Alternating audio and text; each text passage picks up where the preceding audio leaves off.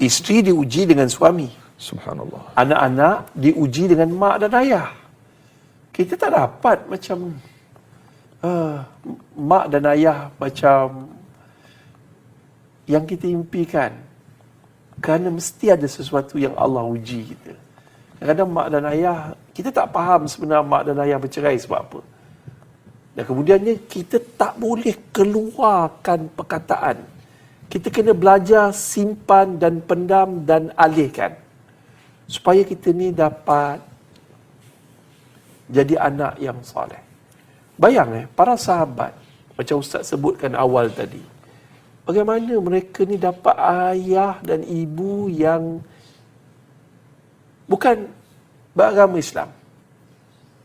Macam mana mereka diperintahkan oleh Nabi supaya berlaku taat hingga ke akhir hayat mereka.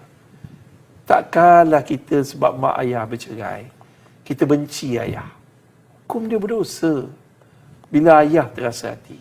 Sehingga direkodkan dalam Al-Quran bagaimana bila yang kamu syirik pada Allah Ta'ala, yang kamu derhaka pada ayah, bila sampai masa ibu dan ayah kita dah tua, perkataan pun tak boleh keluar. Apatah lagi perkataan tak puas hati, cakap tak perlu ayah pun tak apalah hidup kami. Jangan macam tu. Okay, jadi Ustaz ringkaskannya, itu adalah perbuatan derhaka pada ibu dan ayah. Wallah.